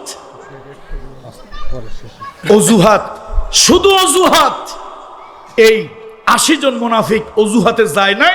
3 জন ইমানদার পরে আল্লাহ তাদেরকে মাফ করে দিয়েছিলেন। প্রায় 40-52 দিন পরে তফসিরে জালালাইন, তফসিরে ইবনে কাসির, অনেক তফসিরের যতগুলি পড়েছি আমি, ফি জিলালিল কোরআন, তাফহিমুল কোরআন, মারিফুল কোরআন, যত তফসির পড়েছি, আল্লাহ তাআলা ওই 3 জন ইমানদারকে মাফ করে দিয়েছিলেন। তবে এক নাগারে 40, 42, 52 দিন পর্যন্ত তারা আল্লাহর কাছে কেঁদেছে। আসলে ইমানদারদের দোষ ছিল না, ওই কাফেরের মেলে থাকার কারণে মানুষ কি মরে, কি জানো একটা কথা আছে, খাটাস মরে তেলে, মানুষ মরে মেলে। তো এরকম ইমানদার ভালো মানুষ তারা। রাসূলুল্লাহ সাহাবী ইমানদার, খারাপ মানুষ না, আলহামদুলিল্লাহ ভালো মানুষ। কিন্তু এই মুনাফিকগুলোর তালে পড়ে তারা যায় নাই। এই যে দেখেন যায় নাই, তাদের অজুহাত কি দেখেন, অজুহাতটা কি? ওরা কি করছে? ওরা তো রাসূলুল্লাহ যখন চলে গেছে কয় যে মিয়া যা করে আল্লাহ ভালোর জন্যই করে। চোরে কিন্তু আল্লাহরে বেশি ডাকে। আচ্ছা বলেন তো, ইমানদারে আল্লাহরে বেশি ডাকে না চোরে আল্লাহরে বেশি ডাকে? ইমানদারে আল্লাহরে ডাকে খুশি করার জন্য। চোর রাত্রে বেলায় ঘুমাইতে গিয়ে কয় আল্লাহ শেষ রাতে একটু জাগায় দিও, তাহাজ্জুদের নামাজ পড়ার জন্য না, অন্যের ঘরে শিং দেওয়ার জন্য। তো আল্লাহ জাগাই দিছে, জাগাইয়া এখন চোরে হাত পাও ধুইয়া কয় আল্লাহ আজকে যে চুরি করতে বের হবো মালিক, রাতটারে ভালো কাটাইও। এরপরে গেছে কোনো বাড়িতে, গিয়ে কয় আল্লাহ এই বাড়ি যেন কোনো কুত্তা না থাকে। এরপরে আবার বাড়ির কাছে গিয়া কয় আল্লাহ এই বাড়ির যারা বুড়ো বুড়ো মানুষ, বুড়ো মানুষের ঘুম হয় একটু কম, ঘুম হয় পাতলা হালকা, আর জুয়ানরা তো জন্মের ঘুমায়, নাক ডাকানো তো মনে হয় বেবি ট্যাক্সি চলে। তো চোরে শিং দেওয়ার আগে আবার ডাক দেয় আল্লাহ এই ঘরের মানুষগুলো যেন সবাই ঘুমায় থাকে। ঘুমায় ঢুকে কয় আল্লাহ এই গাঁটটিটা যেন ঠিক মতো বাঁধতে পারি। দেখেন তো আল্লাহরে কতবার ডাকছে, বুঝেন নাই কথা আমার? এতগুলা ডাক যদি আল্লাহর একজন আবেদ বান্দা ডাকতো, সে তো আল্লাহর অনেক বড় উচ্চ দরজায়, উচ্চ পর্যায়ে চলে যেত। আমার দেশে 17 বছর এক বাপের জিকির যতবার হয়েছে, এক বাপ, জাতির বাপ, সেই বাপের জিকির কাগজে কলমে, বৎসে মৎস্যে, পাহাড়ে পর্বতে, প্লেনে, দোকানে মাকানে, এখানে সেখানে যত হাজার কোটি বার ওই বাপের জিকির হইছে, ওর 1000 ভাগের 1 ভাগ যদি আমার আল্লাহ নামের জিকির হইতো, তাহলে মারিফতের জগতে সব লোকগুলি 4th আসমান পর্যন্ত চলে যেত। এখন ওরা আল্লাহরে ডাকে, কয় যে আল্লাহ যা করে ভালোর জন্য করে, খবর টবর পাই না, যারা গেছে সব মরবে, একটাও ফিরে আসবে না। কিন্তু বলেন তো শকুনের দোয়ায় কি গরু মরে? শকুনের দোয়ায় গরু মরে? শকুনের দোয়ায় যদি গরুই সব মারা যেত, যশোর অঞ্চলে একটা গরুও থাকতো না, সব মরে যেত। এখন ওদের দোয়া তো কাজ হয় নাই, কয়দিন তো খুব আনন্দ, লাফাইছে ফালাইছি, এখন থেকে সর্বনাশ, মুসলমানরা আসতেছে, তবে চেহারায় আনন্দের ভাব, আকাশে ধুলা উড়াইয়া আনন্দ করে ঢুকতেছে মদিনায়, কাম সারছে, নিশ্চয় বিজয়ী হয়েছে। এখন তারা গিয়ে কি করে, খুব আবা কাবা জুব্বা পাগড়ি টাগড়ি লাগাইয়া নবীজির কাছে গিয়ে আগের থেকে হাজির, ইয়া রাসূলুল্লাহ 3 খান তরবারি ধারাইছিলাম, ঘোড়াটারেও রেডি করছিলাম, এইবার যুদ্ধে যাব, চিন্তা করছি অন্তত 10টা কাফেরের বাচ্চারে মেরে এরপর নিজে শহীদ হয়ে জান্নাতে চলে যাব হুজুর, কিন্তু বউটার দাঁতে ব্যথা, সেই কারণে যাইতে পারি নাই। ওই স্কুলে জিজ্ঞেস করছে মাস্টারে ছাত্ররে, এরে সবাই হাতের লেখা আনছে রে বাবা, তুই আনিস নাই কেন? কারে জিজ্ঞেস করছে? ছাত্ররে জিজ্ঞেস করছে। কে জিজ্ঞেস করছে? মাস্টারে জিজ্ঞেস করছে। সবাই বাড়ি থেকে হোমওয়ার্ক, গৃহের কাজ লিখতে দিছিলাম, সবাই আনলো, তুই আনিস নাই কেন? কয় স্যার আমার গালে ঘাও, এই জন্য আনি না। তো বলছিলাম হাত কয়টা? কয়টা? ডান হাত, বাম হাত, সবার আগে থাকে অজুহাত। দেখেন আল্লাহ তাআলা কোরআন কারীমের ভিতরে বলছে, দিন যারা পালন করতে চায় না, ইসলাম যারা পালন করতে চায় না, কোরআনের আইন সমাজে কায়েম হোক, কোর্ট কাছারিতে হোক, এগুলো যারা চায় না, ওদের নানান ধরনের মুনাফিকদের অজুহাত থাকে। জোরে বলেন ঠিক।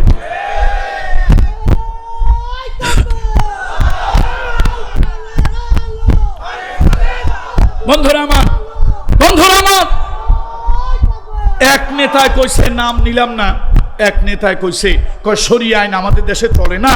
কেন? শরীয়তের আইনে হাত কাটা আছে। আচ্ছা আমি জিজ্ঞেস করি, বাদশাহ ফয়সাল, বাদশাহ ফাহাদ বিন আব্দুল আজিজ, বাদশাহ আব্দুল আজিজ সৌদি আরবে, তাদের সময় পুরা কোরআনের বিধান সংবিধান হিসেবে কায়েম ছিল, এখন না, তখন ছিল। আচ্ছা বলেন তো, ওই দেশে তখন 3 কোটি মানুষ ছিল, কোরআনের আইন হলো হাত কাটা। ওই দেশে 3 কোটি মানুষের হাত ছিল না সব মানুষের হাত কাটা গেছে? এ বুঝে টুঝে কোয়েন, আন্দাজে তাল দিয়েন না, হাত ছিল না ছিল না? তো হাত কাটা আইন হাত থাকলো কেমনে? ও এই দেখছেন, মুরব্বীরা কিন্তু কথা বোঝে, মাশাআল্লাহ, আল্লাহ এদের নেক হায়াত দান করুন, বলেন না আমিন। দেখছেন কত সুন্দর কথা কইছে, কয় যে হাত কাটা আইন আছে, তাতে কি আছে? চুরি তো করে নাই। তাহলে ভাই হাত কাটা আইন না, কল্লা কাটা আইন হোক, আমি চুরি করি না, আমার কি ভয় আছে? তাহলে চোরের মনে কি? চোরের মনে কি? তার মানে হলো অভাবের কারণে কেউ চুরি করলে ইসলাম তার হাত কাটে না, কিন্তু স্বভাবের কারণে চুরি করলে হাত কাটে। এই জন্য আমার দেশের কিছু লোক কোরআনের বিধান কোর্ট কাছারিতে চলুক, এটা তারা শরিয়া আইন চায় না। কেন? তারা জানে আমরা অভাবের চোর নই, আমরা হলো স্বভাবের চোর। স্বভাবের কারণে চুরি করলে দরবেশ বাবার মতো 4,000 কোটি টাকা, হাজার কোটি টাকা লেপাট করলে নিশ্চয় তার হাত কাটা যাবে। এই জন্য সব চোরেরা ভয় পায় শরিয়াতের আইন। জোরে কোন ঠিক কিনা? আর ভাই হাত কাটা 10 বার যাক, কল্লা কাটা যাক, আমার অসুবিধা কি? আমি তো চুরি করব না। এই জন্য অভাবের চোরের কোনো হাত কাটা নাই, হাত তো কাটে স্বভাবের চোরের। আচ্ছা বলেন, সুইস ব্যাংকে যারা হাজার কোটি টাকা পাচার করছে, ওগুলো কি অভাবের চোর না স্বভাবের চোর? গরিব মানুষ 2 বিঘা ইরি ধানের জমি করবে সহজ শর্তে, মাত্র 40,000 টাকা লোন পায় না, আর 4,000 কোটি টাকা নিয়ে লেপাট। এই জন্য আসুন, শুধু মুসলমান টুপি মাথায় দিয়ে দাবি করলে হবে না, কথা আল্লাহর, ওয়াল কানিতিনা ওয়াল কানিতাত, আল্লাহর আইনের শরীয়তের আনুগত্য প্রকাশ করতে হবে। শরীয়তের আইনের আনুগত্য প্রকাশ যে করে না, সে যেই হোক, সে পুরোপুরি মুসলমান না। কয়টা গুণের কথা বলতেছি? 10টা। প্রথম হলো কমপ্লিট মুসলমান হওয়া, 2 নম্বরে ইমানদার হওয়া, 3 নম্বরে শরীয়তের আইনের প্রতি ওয়াল কানিতিনা ওয়াল কানিতাত, শরীয়তের আইনগুলোর উপরে পুরোপুরি আনুগত্য প্রকাশ করা, ওয়াস-সাদিকিনা ওয়াস-সাদিকাত, সত্যবাদী হওয়া। মাশাআল্লাহ, আমরা তো সবাই সত্যবাদী আছি নাকি? মা বোনরা যারা আছেন একটু শোনেন, এটা একটু ব্যাখ্যা না করলে হয় না। থাকবো, আমার দেশে এখন সত্যবাদী খুঁজে পাওয়া যায় না। এই দুনিয়ায় মুসলমানের থেকে সত্যবাদী কেউ ছিল না। ফাঁসির মঞ্চে দাঁড়ায় মুসলমান মিথ্যা বলে নাই, অথচ আমরা এখন মিথ্যা হর হামেশা বলি। ছোট্ট একটা ছেলে, আমার ছোট্ট একটা ছেলে, ছোট্ট একটা মেয়ে, একজন বাড়ির ঘরের দরজায় এসে ডাক দিল, ভাই আব্দুর রহমান তুমি বাড়ি আসো নাকি? আমি ওই ছোট্ট মেয়েটাকে বললাম অথবা ওই ছোট্ট ছেলেটাকে বললাম, যাও তুমি ঘরের দরজায় গিয়ে ওই লোকটাকে বলো আব্বা বাড়ি নাই, আব্বা বাড়ি নাই, গিয়ে বলো। ছোট্ট বাচ্চা মানুষ, ও তো আর বোঝে না এত প্যাঁচ গ্যাস। ও ঘরের দরজায় গিয়ে কয়, কাকা কেমন আছেন? আব্বাই কইছে আব্বাই কিন্তু আজকে বাড়ি নাই। আব্বাই কি কইছে? আব্বা আজকে বাড়ি নাই। কথাটা কি সত্য হয়েছে না মিথ্যা হয়েছে? এমন ধোকান হারাম। ওয়াসসাদিকিনা ওয়াসসাদিকাত, মিথ্যা বলা যাবে না, হারাম। আলেম বললো হারাম, জাহিল বললো হারাম। মিথ্যা আল্লাহ তাআলা ঘৃণা করেন, মিথ্যা আল্লাহ ঘৃণা করেন। আমার মায়েরা বোনেরা, মায়েরা বোনেরা, মিথ্যা আজকে সমাজে স্বাভাবিক হয়ে গেছে। রাগ করেন না, রাগ করেন। একটা উদাহরণ দেই। ওই যে ৩৬ জুলাই দেশে আন্দোলন হইল, এক মহিলা টেলিভিশনের অনেকগুলো ক্যামেরার সামনে বললেন, ছাত্ররা দেশে আগুন লাগাইছে, আমি হেলিকপ্টারে পানি ভরে সে আগুন নিভাইছি। আচ্ছা, কথাটা কি সত্য হয়েছে না মিথ্যা হয়েছে? কেমন মিথ্যা? জলজান্ত মিথ্যা। কোটি কোটি মানুষ তারা মিডিয়ার মাধ্যমে নিজের চোখ দিয়ে সরাসরি দেখলো হেলিকপ্টার থেকে নিজের দেশের লোকদেরকে সাউন্ড গ্রেনেড মারা হচ্ছে, টিয়ার সেল মারা হচ্ছে, গুলি মারা হচ্ছে হেলিকপ্টার থেকে। একজন নয়, দুইজন নয়, ১০০ নয়, ৫০০ নয়, ১০০০ নয়, কোটি কোটি মানুষ দেখলো বিভিন্ন সোশ্যাল মিডিয়া এবং সরাসরি চোখ দিয়ে। আর সেখানে যদি একজন মহিলা সেজে গুজে তারপরে গ্লিসারিন ভেজলিন ঠোঁটে লাগাইয়া এরপরে ক্যামেরার সামনে বলল ছাত্ররা তো উচ্ছৃঙ্খল, লাগিয়ে দিল আগুন, আমি হেলিকপ্টারে আনলাম পানি, হেলিকপ্টার ভরে পানি ছিটিয়ে সে আগুন নিবাইলাম। শয়তান ছিল গাছের ডালে। সে কয়, আরে বুবু তুই তো আমার থেকে বড় শয়তান। আরে আমি বেহেশতের ভিতরে মিথ্যা বলছিলাম দুইজন রে, একজনের নাম আদম, আরেকজনের নাম কি? এই আদম আর হাওয়া দুইজন মানুষের মিথ্যা বলে ওই গাছে আল্লাহ বলছে লা তাকরাবা হাযিহি শাজারা ফাতাকুনা মিনাজ জালিমিন। ওই গাছের কাছে যাবে না, গেলে কিন্তু জালিম, সীমা লঙ্ঘনকারী হয়ে যাবা। আমি ওদেরকে ওই গাছের কাছে নেওয়ার জন্য তাদেরকে কত ফুসলাইলাম, আমার তো ঠোঁটে বাদে, জিহ্বায় বাদে, আমার মিথ্যা বলতে গিয়ে কেমন কেমন লাগে। তারপর আমি কষ্ট করে বলছি, মাত্র দুইজন মানুষের মিথ্যা বলে ধোকা দিলাম, তাই আমার কাছে কত কষ্ট লাগলো। আর তুই কোটি মানুষের ধোকা দেশ, চোখের পলক পড়ে না। তুই আমার পীর, আমি তোর মুরিদ, তোর পাও দুইখান আগায় দে, আমি একটু কদম বুসি করে এই দেশ ছেড়ে চলে যাই। তোর মতো একটা ডাহা মিথ্যাবাদী এই দেশে থাকলে, আমার মতো শয়তান না থাকলেও ডিউটি চলবে। মিথ্যা দেশে নাই ভাই। আমরা যা বলি 100% সত্য কথা বলি। মিথ্যা আসেনি দেশে, কথা কন, মিথ্যা দেশে আছে নাই। শোনেন, হুজুর মিথ্যা বললেও পাপ, সাধারণ মানুষ মিথ্যা বললেও পাপ, নারী মিথ্যা বললেও পাপ, পুরুষ মিথ্যা বললেও পাপ। আসুন সবাই মিলে এই মিথ্যার পাপকে ঘৃণা করি, বলি আল্লাহুম্মা আমিন। কয় গুণ অর্জন করলে আল্লাহ মাফ করে দেবে? কয় গুণ অর্জন করলে আল্লাহ ডাইরেক্ট বেহেশত দেবে? 10 গুণ। তার মধ্যে হলো ওয়াসসাদিকিনা ওয়াসসাদিকাত, মুমিন সত্যবাদী পুরুষ এবং সত্যবাদী নারী। পুরুষও সত্য কথা বলবে, আবার নারীরাও কি বলেন, নারীরাও সত্য কথা বলবে। এবার আল্লাহ তাআলা বলেন ওয়াসসাবিরিনা ওয়াসসাবিরাত।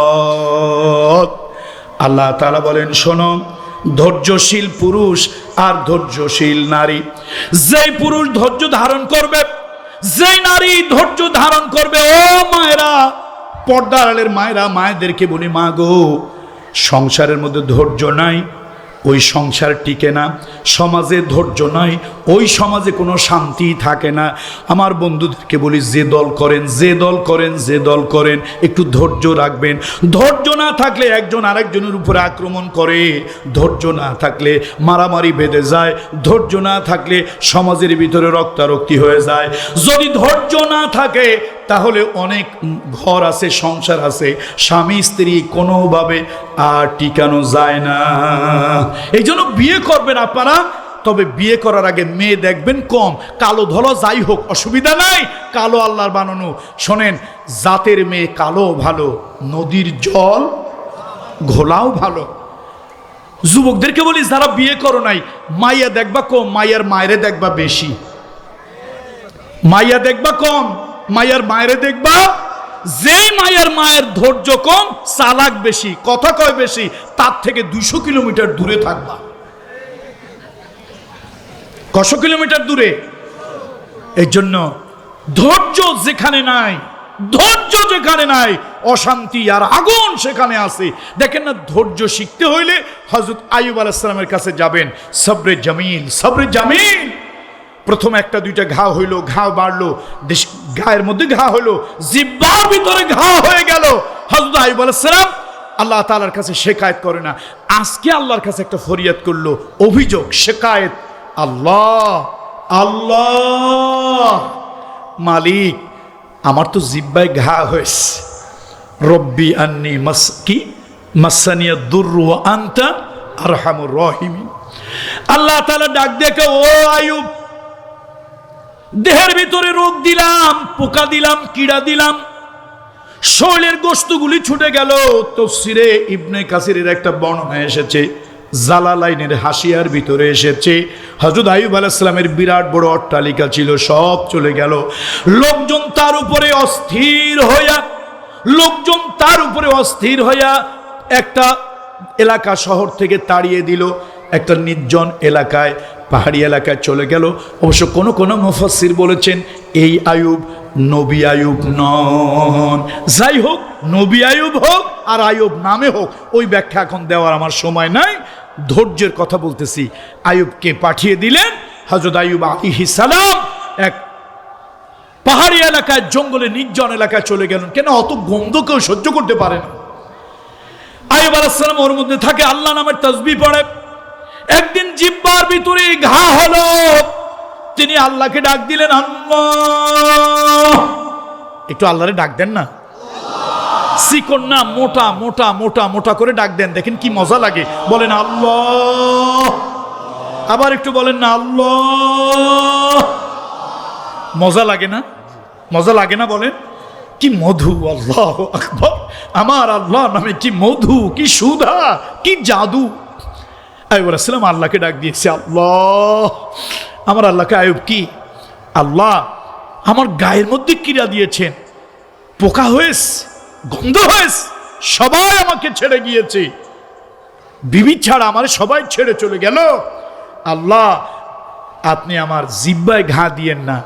আল্লাহকে তুমি কোনোটা অভিযোগ করলা না, এটা কেন? বলল, আল্লাহ এই জিহ্বাটা দিয়ে আমি ধৈর্য ধারণ করি, সবর করি, সবরে জামিল করি, আর এই জিহ্বাটা দিয়ে আপনার তসবিহ পড়ি। তো আমার মনে হয় এই তসবিহ পড়লে এত মজা লাগে, আমার মনে হয় পেট ভরে যায়, আমার শরীরের মধ্যে একটা প্রশান্তি জাগে। মালিক আপনি যদি আমার জিহ্বাটা নিয়ে যান, আমার জিহ্বায় যদি ঘা হয়, এই জিহ্বা দিয়ে যদি আপনার নামের তসবিহ, আপনার নামের জিকির যদি আমি না করতে পারি, তাহলে তো আমার দিলে শান্তি লাগবে না, তখন দেহের অশান্তি বেড়ে যাবে, দেহের অশান্তি বেড়ে যাবে। দিলে যদি শান্তি থাকে, দেহের অশান্তি সহ্য করা যায়, কিন্তু দিলে যদি অশান্তি হয়, এটার কোনোভাবেই সহ্য করা যায় না। আল্লাহ আমাকে যতক্ষণ পর্যন্ত রুহু দেবেন, জান দেবেন, প্রাণ দেবেন, ততক্ষণে জিহ্বায় ঘা দিয়ে আপনার নাম আপনি কেড়ে নিতে পারবেন না। আল্লাহ তাআলা খুশি হয়ে গেলেন, তোমার এই সবরে জামিল, উত্তম ধৈর্য ধারণ, আমি আল্লাহ তোমার প্রতি সন্তুষ্ট হয়ে গেলাম, যাও আমি আবার পূর্বের মতো তোমাকে ভালো সুস্থ করে দিলাম। তাহলে ধৈর্য, স্বামী স্ত্রীর ধৈর্য নাই, সংসারে শান্তি না অশান্তি। ওরে বাবা, কে কারে মারবে। কিছু কিছু চাচাজিরা আছেন, তবলিগ জামাতের চিল্লায় গেছেন, পীরের কাছে মুরিদ হইছেন, ইসলামী সংগঠন আন্দোলন করেন, মাগার চরিত্র ভালো হয় নাই, এই বউ একটু লবণটা বেশি দিছে অথবা ঝাল, অবশ্য যশোরে ঝাল বেশি হইলে অসুবিধা নাই, একটু কোনো একটা কিছু কম হয়েছে, এই হাউলা লাঠি দিয়ে এইরকম পিটানো শুরু করছে। আবার কেউ তো বউরে তালাক দেয়, কয় যা তোরে তালাক দিলাম মক্কা শরীফ পর্যন্ত। তো নাতি এসে জিজ্ঞেস করছে, দাদা এই যে দাদিরে যে তালাক দিলাম মক্কা শরীফ পর্যন্ত, এর হাকিকাত, এর সিগনিফিকেন্স রহস্যটা কি? কখন রাগটা বেশি হয়েছে, তোর দাদি যেন আর ফিরে আসতে না পারে, মক্কা শরীফ অনেক দূর, এই জন্য তালাকটা মক্কা শরীফ পর্যন্ত দিছি। নাউজুবিল্লাহ বলবেন না? সংসারে ধৈর্য থাকা দরকার না অধৈর্য হওয়া দরকার?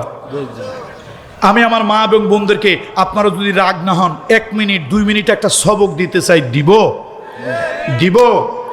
মায়েরা যারা পর্দা আড়ালে আছেন, মা একটা অনুরোধ করে গেলাম, মহিলারা অবশ্য একটু পীরেদেরকে বেশি ভক্তি করে, এই জন্য পীরের ছেলে হয়ে আমি এই ওজিফাটা দিয়ে যাই। মা গো, যার স্বামী কাজ করে, মাঠে হোক কলকারখানায় হোক, যার ছেলে কাজ করে, মাঠে হোক কলকারখানায় হোক, মা গো সারাদিন রিক্সা চালায়, মাথার ঘামগুলি পায়ে পড়ে, এই যে জমিতে বড় বড় মাটিগুলি ঢেলাগুলি ভাঙে, কষ্ট হয় না?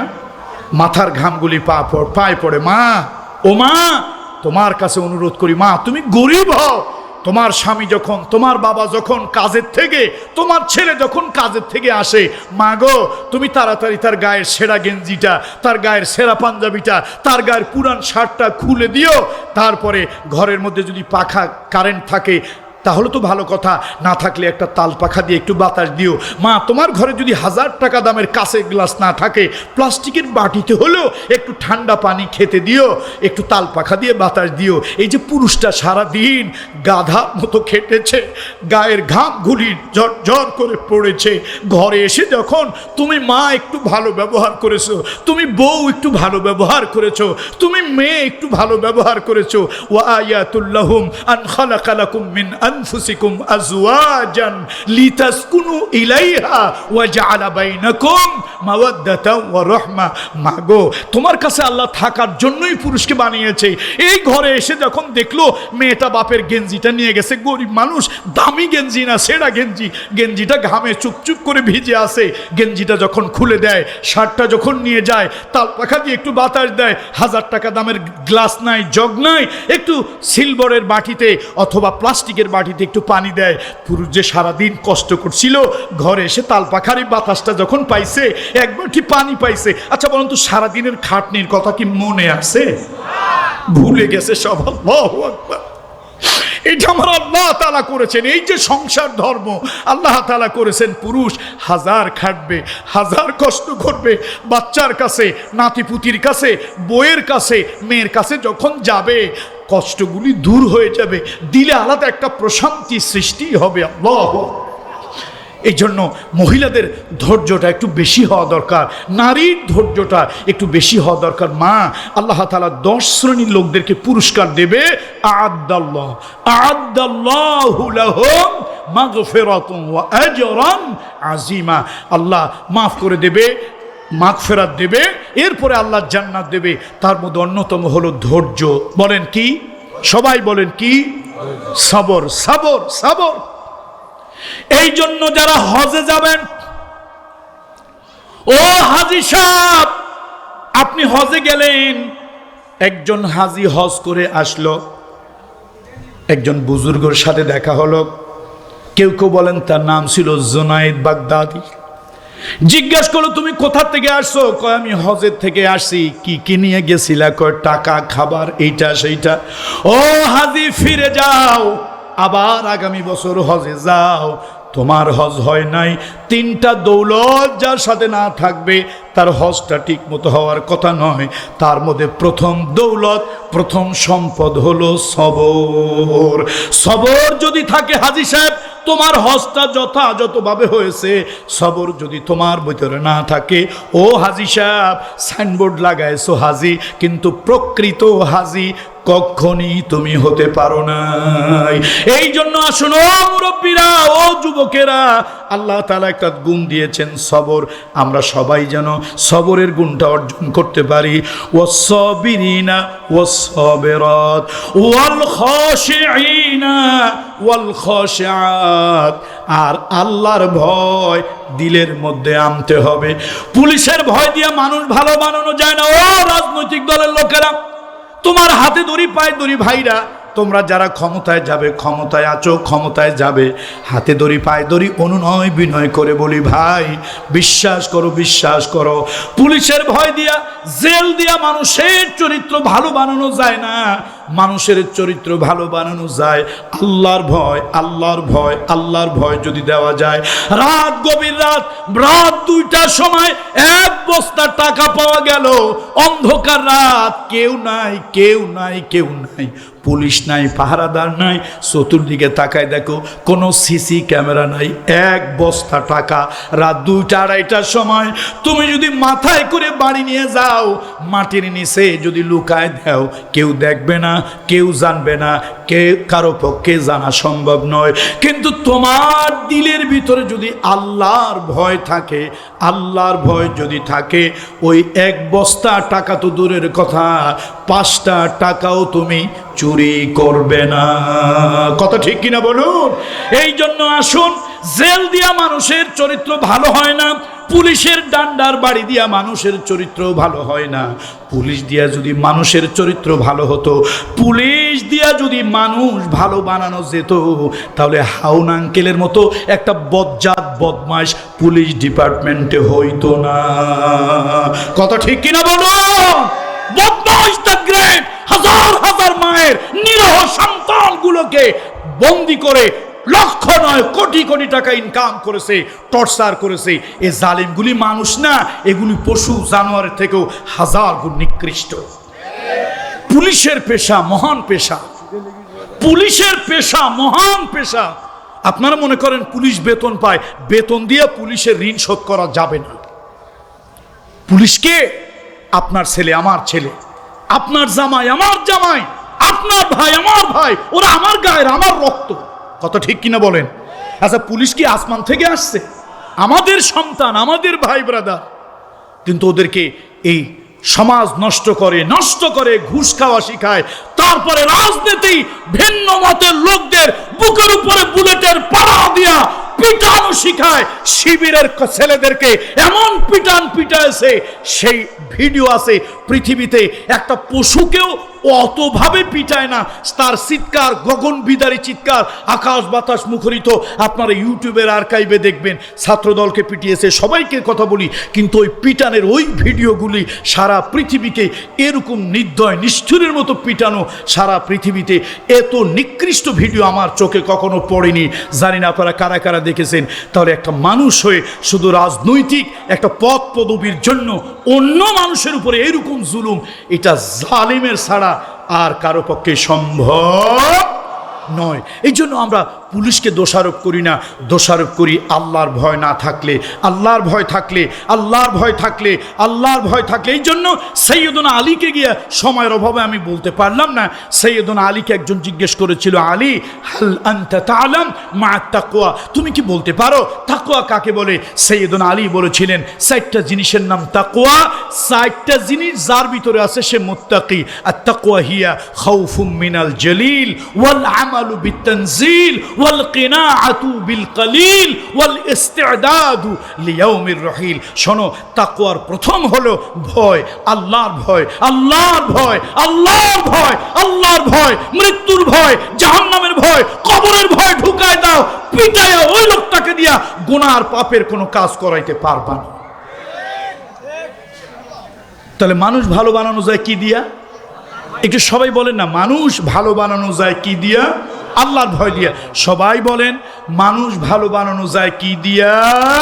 আল্লাহর ভয় দিয়া। এই জন্য 10টা গুণ হইলে আল্লাহ মাফ করে দেবে, 10টা গুণ হইলে আল্লাহ তাআলা জান্নাত দেবে। তার ভিতরে একটি হলো ওয়াল খাশিঈনা ওয়াল খাশিআত, আল্লাহর ভয়, আল্লাহর ভয়, আল্লাহর ভয়। বনি ইসরাইলের রাসূলুল্লাহর হাদিস আল আদাবুল মুফরাদ নামক কিতাবের ভিতরে ইমাম বুখারী রহমতুল্লাহ আলাইহি বলেন, 3 জন বন্ধু একটা পাহাড়ের গুহায় আশ্রয় নিয়েছিল। হাজার হাজার মন ওজনের পাথর এসে আটকে গিয়েছিল। ওই 3 জন বন্ধু আল্লাহকে ভয় করে কাজ করেছিল।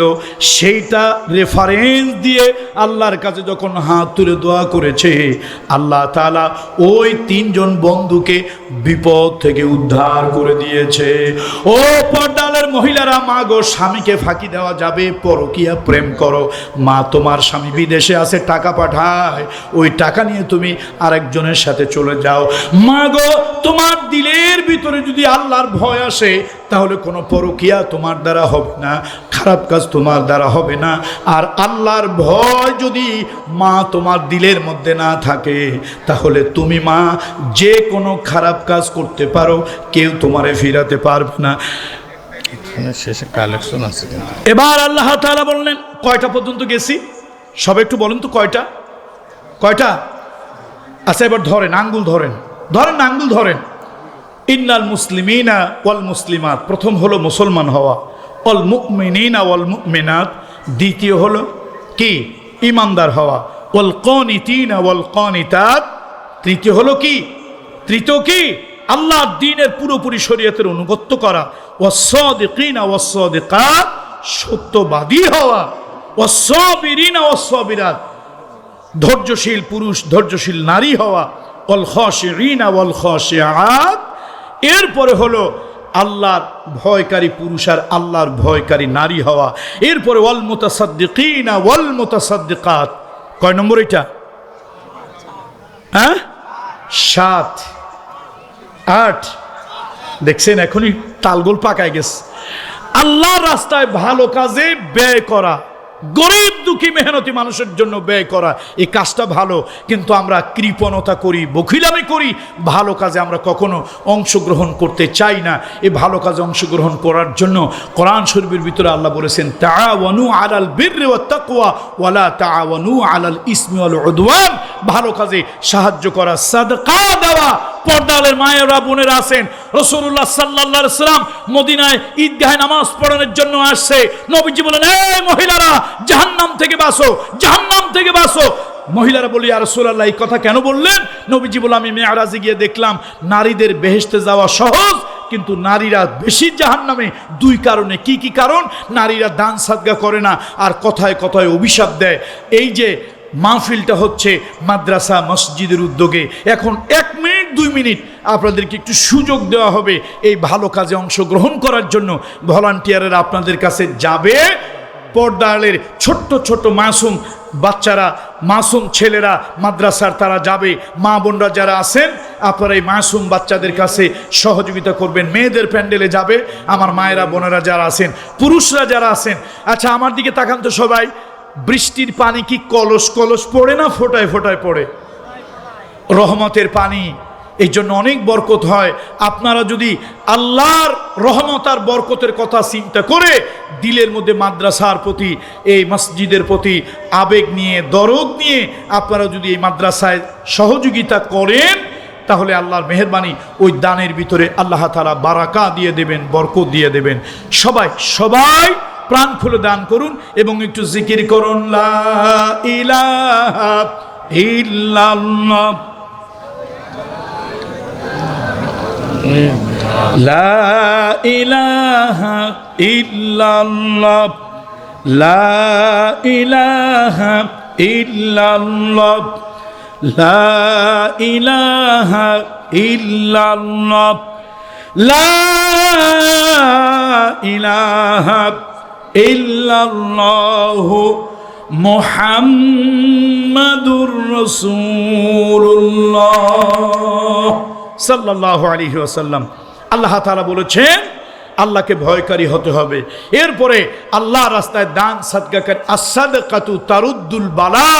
রাসূলুল্লাহ বলেছেন সাদকা বালা মিটায় দেয়। আপনাদেরকে একটা মজার কথা শোনাই, যারা চলে যাচ্ছেন মজার কথাটা একটু শুনে যান, যাবেন না প্লিজ, মজার কথাটা শুনে যান। আচ্ছা বলেন তো, আমরা অভাব হইলে, ঘরে খাবার না থাকলে কি করি? আমরা অন্যের কাছে সাহায্যের জন্য হাত পাতি। কথাটা কি সঠিক না ভুল? কিন্তু সাহাবীরা কি করতেন জানেন? এই মজার কথাটা অনেকেই জানি না। সাহাবীরা ছিলেন উল্টা, ঘরে খাবার নাই তো যা আছে খুঁজে ওটা দান করতেন, পয়সা নাই যা কিছু আছে ওটা দান করতেন। তো সাহাবীদেরকে কেউ যদি জিজ্ঞেস করতো, তোমার না ঘরে অভাব, তুমি দান করলা কেন? কয়, দান করলে নবীজি বলেছেন, আল্লাহ বলেছেন, দান করলে আল্লাহ তাআলা বারাকা দেয়। নিশ্চয় আমার এই দান আমার জন্য রিজিক নিয়ে আসবে। আমি যে দান করছি, আমার দান আমার জন্য রিজিক নিয়ে আসবে। রাবেয়া বসরির কথা শুনেছিলাম, তার ঘরের দরজায় সকালবেলা ওজিফা পড়তেছে, এমন সময় একটা ভিক্ষুক এসে আল্লাহর হস্তে কিছু চেয়েছে। রাবেয়া বসরি তার ওই যে বাসায় কাজ করে যে কাজের মহিলা, আপনারা কি বলেন? কাজের মহিলা। এই কাজের মহিলাকে বলছে যাও ঘরের মধ্যে খাবার কি আছে, কয় আমাদের ঘরে আজকে এত অভাব, একটা রুটি ছাড়া নাই। রাবেয়া বসরি তার ওই কাজের লোকটাকে বলল, দেখো তুমি একটা কাজ করো, ওই রুটিটা ওই যে সাইল ফাআম্মা সাইলা ফালা তানহার, কেউ যদি ভিক্ষা চায় তাকে ধমক দিয়ে তাড়িয়ে দিও না, তো যাও এই রুটিটা তাকে আল্লাহর রাস্তায় দিয়ে আসো, ফি সাবিলিল্লাহ। কি দেবে বলেন তো, কি দেবে? এই রুটিটা ফি সাবিলিল্লাহ দিয়ে আসতে কাজের মেয়েটা এই রুটিটা দিয়ে আসছে। এখন দুইজনে বসে আছে, তসবি পড়ে আল্লাহ কইছে 1-এ 10 দেবে, জিনিস আর আসে না, কিচ্ছু আসে না, ক্ষুধায় পেটটা শোষো করে। 10টা 11টা বাজছে, একজন একটা ট্রের ভিতরে রুটি নিয়ে আসছে আর একটু হালুয়া। রাবেয়া বসরি জিজ্ঞেস করছে, এই গুনে দেখো তো কয়টা রুটি, তো গুনছে 9টা রুটি। রুটি কয়টা? রুটি কয়টা? 9টা। রাবেয়া বসরি কয়, ভুল ঠিকানায় আসছো, এই রুটি আমার না, নিয়ে যাও। এখন কাজের মহিলা কয়, কেমন পাগলের পালায় পড়লাম, সকাল থেকে ছিল একটা রুটি, দুইজনে যদি অর্ধেক অর্ধেক করে খাইতাম তাহলে তো অন্তত 2 গ্লাস পানি খাইলে কোনো মতে ক্ষুধাটা কিছু নিবারণ হতো। দুইজনে ভাগ করে একটা রুটি খাবো তো দূরের কথা, রুটি ছিল একটা, দিয়ে দিল একটা। এখন তো ঘর শূন্য, আসলো 9টা রুটি, গুনে বেছে কয় যা এটা ফেরত দিয়ে দে। কেমন খটকার কাজ না? এখন ওই বাড়িওয়ালা আসছে, কিছুক্ষণ পর একটা মহিলা আসছে একটা ট্রেন নিয়ে। কি হয়েছে? কয় যে একটু আগে রুটি পাঠাইছিলাম, রুটি ফেরত দিয়েছেন। রাবেয়া বসরি কয়, রুটি ফেরত দেওয়ার কারণ হলো আল্লাহ তাআলা এবং আল্লাহ রসুল বলেছে দান 1-এর বিনিময় 10, 1-এর বিনিময় 10। তো আমার ঘরে খাবার নাই, আজকে খুব কষ্টে অভাবে আছি, তারপরে কুড়াইয়ে কাছায় ছিল একটা রুটি, এইটা একটা মুসাফির আসছে। আমি চিন্তা করলাম ওয়াদাল্লাহি হক, আল্লাহর ওয়াদা সত্য, নবীর ওয়াদা সত্য, সুতরাং আমার তো একটা রুটিতে দুইজনের পেট ভরবে না, যদি দান করে দেই আল্লাহ কত দেবে? আল্লাহ কত দেবে? 10 দেবে। তো আমি দুইজনে 10টা রুটি হইলে এই বেলা তো খাবোই, আর এক বেলাও খেতে পারবো, এই জন্য একটা রুটি দান করে দিলাম। কিছুক্ষণ পর বেলা অনেক হয়ে গেল, তোমার ঘর থেকে রুটি নিয়ে আসছে, তবে 9টা, এই জন্য আমি ফেরত দিয়েছি, এই রুটি আমার না। আল্লাহ যদি আমার জন্য পাঠায়, কয়টা পাঠাবে? তো এখন মহিলা কয়, দেখেন আমি সকালবেলা কি যেন মনে নিয়ত করছি, রাবেয়া বসরি একটু নাস্তা দেব, তবে রুটি 10টা দেব। রুটি কয়টা দেব? এই মাতবাড়ি করছে আমার কাজে মেয়ে, ওরে কইছি 10টা রুটি আর হালুয়া, রুটি খাইতে যতটুকু লাগে ততটুকু হালুয়া দেবে, ও মাতবাড়ি করে রুটি কয়টা দিয়েছে। তো আমি পরে গুনে দেখলাম রুটি তো 9টা। কিরে তোর তো 9 রুটি দিতে কই নাই, আর আপনি কেন আমার রুটি ফেরত দিলেন? কয় 9টার কারণেই আমি ফেরত দিছি। রুটি কয়টা হয়েছে এখন? কয়টা? 10টা। কয় আমি আর একটা ভোরে 10টা রুটি নিয়ে আসছি। রাবেয়া বসরি খায় আর আল্লাহ শুকরিয়া আদায় করে, আল্লাহ আল্লাহ আপনার হাবিব বলেছে দানের পরিবর্তে 1-এর বদলায় কত? 10 গুণ, আমি তো ঠিক 10ই পাইলাম। এই জন্য সাহাবীদের এই মজার ঘটনাটা আমরা মনে রাখবো। সাহাবীদের সেটা হলো, সাহাবীদের ঘরে অভাব হলে, প্রচণ্ড রকম অভাব হলে, বিপদ হলে যা আছে তার থেকে দান করতেন। এটার কারণটা কি? কারণ হলো এই দানের দ্বারা বিপদ কেটে যায়, দানের দ্বারা অভাব কেটে যায়। আমি শেষের দিকে চলে আসছি।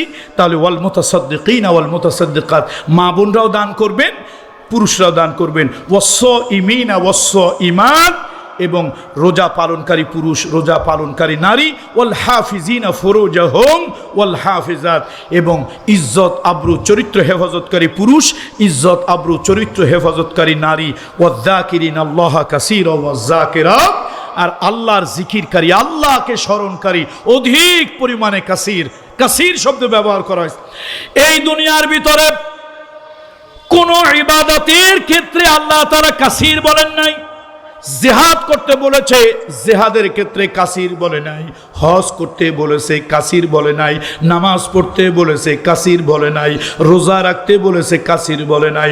উযকুরুল্লাহা যিকরান কাসীরা, জিকিরের ক্ষেত্রে আল্লাহ তাআলা অধিক বলেছেন। অর্থ হলো লাঙ্গল চাষ করতে করতে আল্লাহর জিকির করা যায়।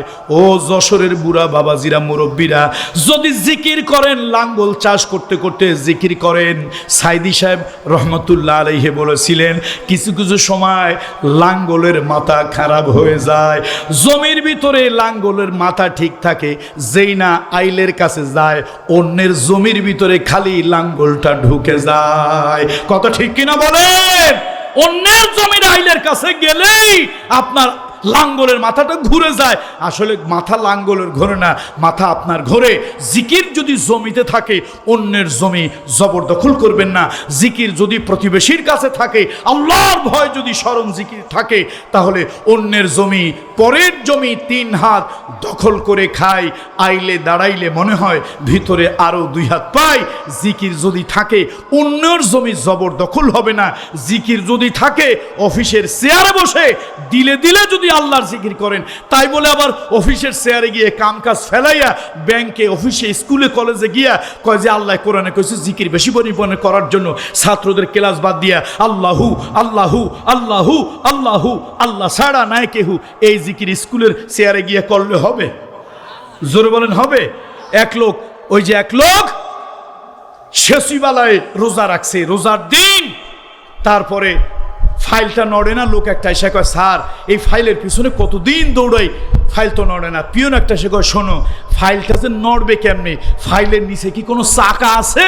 চাকা ছাড়া গাড়ি নড়ে না মিয়া, তোমার চাকা ছাড়া ফাইলটা কেমনে নড়বে? কয়, ভাই ফাইলের নিচে আবার চাকা লাগে কেমনে? শেষে কয়, মিয়া কিছু পয়সা দিও, দেখবা ফাইলটার নিচে চাকা লাগবে, এই টেবিল থেকে ওই টেবিলে যাবে। বেচারা গরু ছাগল সব বিক্রি করে অফিসারের জন্য টাকা আনছে। এখন অফিসার নামাজে যাবে রোজার দিন, রোজার দিনে নামাজি মুসল্লি বাড়ে না কমে? কয় যে স্যার এই যে টাকা নিয়ে আসছি। এই বেটা বেওকুফ, ওই টাকা কি হাত দিয়ে ধরা যায়? এই পাপের টাকা হাত দিয়ে ছোঁয়া যায়? তো কি করতে হবে? কয় যে এই যে ডরটা খুলে দিলাম, ডরে রাখ। আচ্ছা বলেন, আল্লাহর জিকির যদি অফিসে থাকতো, এই রোজাদার এইভাবে ঘুষের টাকা গ্রহণ করতে পারতেন? জোরে বলেন, পারতেন? এই জন্য জিকিরের ক্ষেত্রে আল্লাহ কাসির শব্দ ব্যবহার করেছে। বান্দারে, তুমি আর্মি অফিসার হও, প্লেন চালাও, তুমি পাইলট হও, তুমি রকেট চালাও, দিলে দিলে আমি আল্লাহর জিকির করতে পারবে। দিলে দিলে তুমি মাদ্রাসায়, স্কুলে, কলেজে যেখানে থাকো আল্লাহর জিকির করবে। আল্লাহর জিকির যদি দিলে থাকে, অন্যের জমি জবরদখল হবে না। আল্লাহর জিকির দিলে থাকলে কারো বুকের উপরে পাড় দিয়ে ঘুষ খাওয়া হবে না। আল্লাহর জিকির যদি দিলে থাকে, বাপ মা ছেলের বিয়ে করাতে গিয়ে মেয়ের বাপের